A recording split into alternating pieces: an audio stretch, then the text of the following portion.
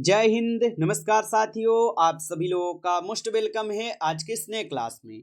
साथियों, आज के इस क्लास में हम सभी लोग पढ़ने वाले हैं बीएसएससी कार्यालय परिचारी भर्ती 2026 के एग्जाम के लिए मोस्ट इम्पोर्टेंट प्रीवियस ईयर के क्वेश्चन को, जो कि साथियों आपके बीएसएससी कार्यालय परिचारी भर्ती 2026 के एग्जाम के लिए काफ़ी इम्पोर्टेंट है।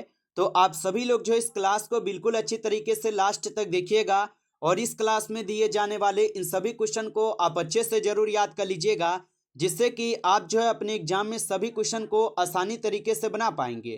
तो चलिए साथियों, क्लास को स्टार्ट करते हैं। उनसे पहले यदि आप इस चैनल पे पहली बार जुड़ रहे हैं तो साथियों आप इस चैनल को सब्सक्राइब कर लीजिए और सब्सक्राइब करके आप ऑल नोटिफिकेशन को भी ऑल पे दबा लीजिएगा, जिससे कि जब भी कोई नई क्लास हो सबसे पहले क्लास का नोटिफिकेशन आपके पास पहुंच सके।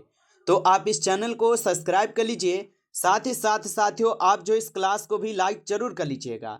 तो चलिए क्लास को स्टार्ट करते हैं और देखिएगा साथियों क्वेश्चन क्या है।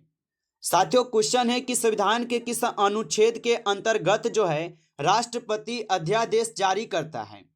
चलिए साथियों बताएंगे। ये सभी क्वेश्चन साथियों काफी इंपॉर्टेंट और सिलेक्टेड क्वेश्चन लिए गए हैं, जो कि साथियों आपके पेपर में 100% प्रश्न पूछे जाएंगे। तो आप अच्छे से इन प्रश्नों को जरूर याद कर लीजिएगा और बताइए कि संविधान के किस अनुच्छेद के अंतर्गत राष्ट्रपति अध्यादेश जारी करता है।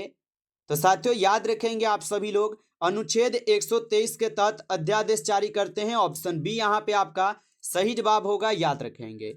आगे देखिएगा साथियों, प्रश्न यहाँ पे कि भारत में वित्त आयोग का गठन किस अनुच्छेद के अंतर्गत है। बताइए साथियों कि भारत में वित्त आयोग का जो गठन है ये किस अनुच्छेद के अंतर्गत है। तो साथियों याद रखिएगा, अनुच्छेद 280 के अंतर्गत है। ऑप्शन बी यहाँ पे आपका सही जवाब है, अनुच्छेद 280 के अंतर्गत होगा। आगे देखिएगा, यहाँ पे आपका प्रश्न है कि कौन सा यहाँ पे मौलिक अधिकार है जो कि केवल नागरिकों को प्राप्त है। चलिए बताइए साथियों कि निम्न में से कौन सा यहाँ पे मौलिक अधिकार केवल नागरिकों को ही प्राप्त है। तो साथियों आप बताएंगे अभिव्यक्ति की स्वतंत्रता, जो कि सिर्फ और सिर्फ नागरिकों को ही प्राप्त होता है। ऑप्शन सी होगा सही जवाब। आगे देखेंगे साथियों, प्रश्न है कि राज्यपाल को शपथ दिलाता है। चलिए बताएंगे साथियों कि राज्यपाल को शपथ कौन दिलाता है। तो राज्यपाल को साथियों शपथ दिलाते हैं उच्च न्यायालय के मुख्य न्यायाधीश। ऑप्शन सी सही जवाब है, उच्च न्यायालय के मुख्य न्यायाधीश दिलाते हैं। आगे देखेंगे साथियों, प्रश्न है आपका कि भारत में एक साथ चुनाव प्रस्ताव किससे संबंधित है। चलिए साथियों बताइए। ये सभी क्वेश्चन साथियों काफी इंपॉर्टेंट और वीवीआई सेलेक्टेड क्वेश्चन है, जो कि आपके पेपर में साथियों 100% पूछे जाएंगे। तो आप अच्छे से इन प्रश्न को रट लीजिएगा और बताइए कि भारत में एक साथ चुनाव प्रस्ताव ये किससे संबंधित है। तो साथियों आप बताएंगे संविधान संशोधन से। ऑप्शन ए सही जवाब है, संविधान संशोधन से होगा। आगे देखिएगा, प्रश्न है आपका कि मगध साम्राज्य में पहला यहाँ पे गणतंत्र कौन सा था। बताइए साथियों कि मगध साम्राज्य में पहला गणतंत्र कौन सा था। तो मगध साम्राज्य में पहला गणतंत्र था साथियों वैशाली। ऑप्शन ए सही जवाब है, वैशाली होगा, याद रखिएगा। आगे देखेंगे साथियों, यहाँ पे आपका प्रश्न है कि 1857 के विद्रोह में बिहार के नेतृत्व किसने किया था। तो 1857 के विद्रोहों में बिहार का जो नेतृत्व किए थे साथियों, ये किए हुए थे वीर कुंवर सिंह। ऑप्शन यहाँ पे आपका बी सही जवाब है, वीर कुंवर सिंह किए थे, आप याद रखिएगा। आगे देखेंगे साथियों, प्रश्न है आपका कि बख्तियार खिलजी ने नालंदा विश्वविद्यालय को नष्ट किया था कब। तो बख्तियार खिलजी ने नालंदा विश्वविद्यालय को कब नष्ट किया था। तो साथियों आप बताएंगे 1202 ईस्वी में। ऑप्शन यहाँ पे आपका सही जवाब है, 1202 में किए थे, याद रखेंगे। अगला प्रश्न यहाँ पे साथियों आपका आता है कि बिहार में सर्वाधिक यहाँ पे लौह अयस्क पाया जाता है। तो बिहार में सर्वाधिक लौह अयस्क साथियों पाए जाते हैं। तो आप बताएंगे साथियों ये नवादा में पाई जाती है। ऑप्शन डी सही जवाब है, नवादा में पाई जाती है, याद रखिएगा। अगला प्रश्न देखेंगे साथियों, क्वेश्चन है कि बिहार केसरी किसे कहा जाता है। बताइए साथियों कि बिहार केसरी साथियों किसे कहा जाता है। तो याद रखेंगे साथियों बिहार केसरी कहते हैं श्री कृष्ण सिंह को। ऑप्शन सी सही जवाब है, श्री कृष्ण सिंह को कहते हैं। आगे देखेंगे साथियों, प्रश्न है आपका कि कौन सी नदी को बिहार का शोक साथियों यहाँ पे कहा जाता है। चलिए बताएंगे साथियों कि कौन से नदी को बिहार का शोक नदी कहा जाता है। तो साथियों याद रखेंगे यहाँ पे आपका सही जवाब हो जाएंगे ऑप्शन यहाँ पे सी। ऑप्शन सी को सही जवाब कीजिएगा, बार बार मार्ग परिवर्तन, ऑप्शन सी है। आगे देखिए प्रश्न है आपका कि पृथ्वी की आयु लगभग है। बताइए साथियों कि पृथ्वी की जो आयु है लगभग कितना होगा।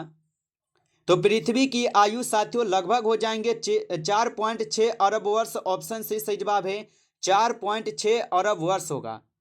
आगे देखेंगे प्रश्न है कि वायु दाब सबसे कम जो साथियों होता है। तो वायु दाब जो साथियों ये सबसे कम कहाँ पे होता है। तो आप बताएंगे साथियों वायु दाब जो सबसे कम होते हैं पर्वत शिखर पर, ऑप्शन डी सही जवाब है, पर्वत शिखर पर होते हैं। आगे देखेंगे साथियों प्रश्न है आपका कि ज्वार भाटा का यहाँ पे मुख्य कारण है।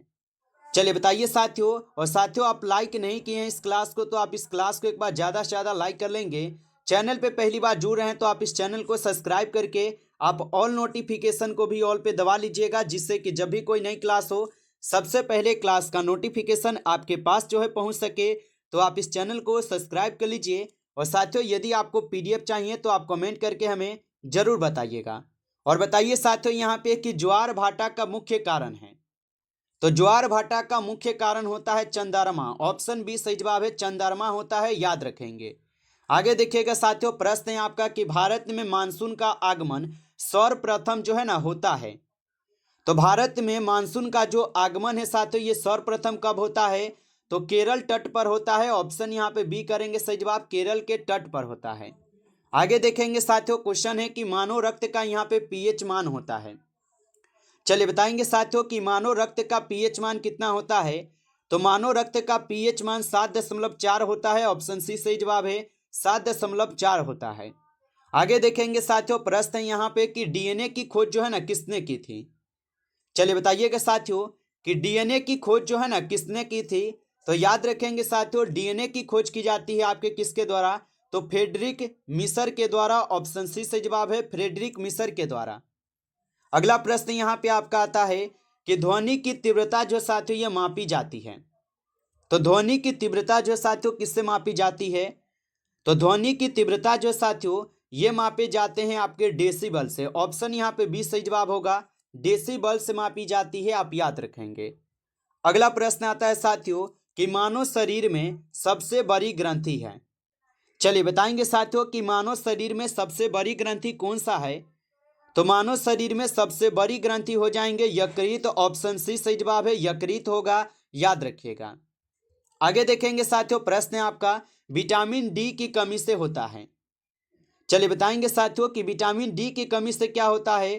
तो आप बताएंगे साथियों कि विटामिन डी के कमी के कारण यहाँ पे आपके रिकेट्स रोग होते हैं, ऑप्शन सी सही जवाब है, रिकेट्स रोग होगा, याद रखेंगे। अगला प्रश्न यहाँ पे आता है कि भारत में भोजन आयोग के स्थान पर नीति आयोग बना है। तो भारत में योजना आयोग होगा साथियों कि भारत में योजना आयोग के स्थान पर कौन सा आयोग बना है, नीति आयोग। और ये कब बना है। तो याद रखेंगे साथियों ये हुए थे 2015 में, ऑप्शन बी यहाँ पे सही जवाब होगा। अगला प्रश्न है साथियों कि GDP का यहाँ पे आंकलन भारत में कौन करता है। तो GDP का जो आंकलन है साथियों भारत में कौन करता है। तो GDP का आंकलन भारत में करते हैं NSO, ऑप्शन यहाँ पे सी सही जवाब है, याद रखिएगा। अगला प्रश्न यहाँ पे आता है आपका कि मुद्रा स्फीति मापी जाती है। बताइए कि मुद्रा स्फीति किससे मापी जाती है।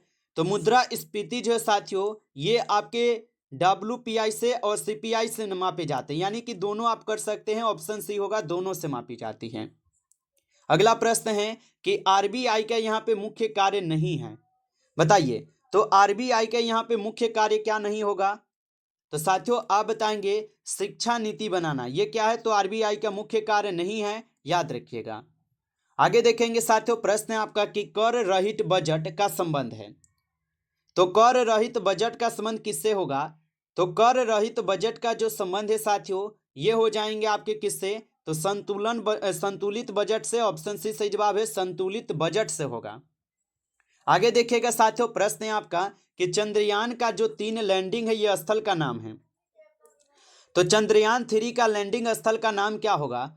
तो चंद्रयान 3 के लैंडिंग स्थल का जो नाम होगा साथियों, ये शिव शक्ति पॉइंट होगा। ऑप्शन ए सही जवाब है, शिव शक्ति पॉइंट होगा। आगे देखेंगे साथियों, प्रश्न है आपका G20 2023 की थीम थी। बताएंगे साथियों कि G20 2023 की थीम क्या थी। तो आप बताएंगे साथियों, यहाँ पे आप लोग का सही जवाब क्या होगा। तो यहाँ पे आपका सही जवाब हो जाएंगे ऑप्शन ए, यहाँ पे one earth one family one future. Option A यहाँ पे आपका सही जवाब है। अगला प्रश्न देखेंगे, भारत के वर्तमान सीजीआई कौन है 2024 में। तो भारत के वर्तमान सीजीआई हो जाएंगे 2024 का क्वेश्चन है, पूछा गया क्वेश्चन है, ये प्रीवियस ईयर का क्वेश्चन है। तो 2024 में सीजीआई कौन था, तो आप बताएंगे साथियों, यहां पर हो जाएंगे DY चंद्रचूड़। ऑप्शन ए सही जवाब है। आगे देखिए, प्रश्न यहां पर है कि 2024 ओलंपिक आयोजित हुए थे। तो 2024 का जो ओलंपिक हुआ था ये कहां पर आयोजित हुआ था, तो पेरिस में। ऑप्शन यहाँ पे बी सही जवाब है, पेरिस में हुआ था, याद रखेंगे। अगला क्वेश्चन देखेंगे कि बिहार में जाति आधारित जनगणना हुई थी। तो बिहार में जाति आधारित जनगणना कब हुई थी, तो बिहार में जाति आधारित जनगणना 2023 में हुआ था। ऑप्शन सी सही जवाब है, 2023 में हुआ था। आगे देखेंगे साथियों, प्रश्न है कि संविधान की जो 42वां संविधान संशोधन ये संबंधित है। तो संविधान की जो 42वीं संविधान संशोधन हुआ था ये किससे संबंधित है, तो ये मौलिक कर्तव्य से संबंधित है। ऑप्शन बी सही जवाब है, मौलिक कर्तव्य से होगा। आगे देखिएगा, प्रश्न यहाँ पे कि लोकसभा का कार्यकाल है। तो लोकसभा का जो कार्यकाल हो जाएंगे साथियों, लोकसभा का हो जाएंगे 5 वर्ष का। ऑप्शन यहाँ पे बी कीजिएगा, 5 वर्ष का होगा। और यहीं पे यदि आपसे राज्यसभा पूछा जाए तो राज्यसभा के देखा जाए तो 6 वर्ष का होता है। आगे देखिए, प्रश्न यहाँ पर है, विश्व पर्यावरण दिवस कब मनाया जाता है। तो विश्व पर्यावरण दिवस 5 जून को मनाई जाती है। ऑप्शन बी कीजिएगा सही जवाब, 5 जून को मनाई जाती है। आगे देखिएगा, प्रश्न है आपका कि बिहार का राज्य वृक्ष है। तो बिहार का राज्य वृक्ष तो बरगद हो जाएंगे। ऑप्शन सी सही जवाब है, बरगद जो है ये बिहार का राज्य वृक्ष है, याद रखेंगे। आगे देखिएगा, प्रश्न है आपका कि सत्य में जयते जो है ना ये लिया गया है।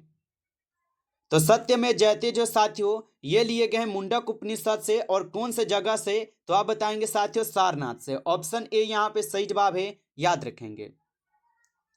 नमस्कार साथियों, इस क्लास में टॉप 35 क्वेश्चन थे जो कि काफी इंपॉर्टेंट और सिलेक्टेड क्वेश्चन थे। ये सभी क्वेश्चन साथियों, यदि आपको क्लास अच्छा लगा हो तो आप जो इस क्लास को साथियों एक बार ज्यादा से ज्यादा लाइक कर लीजिएगा।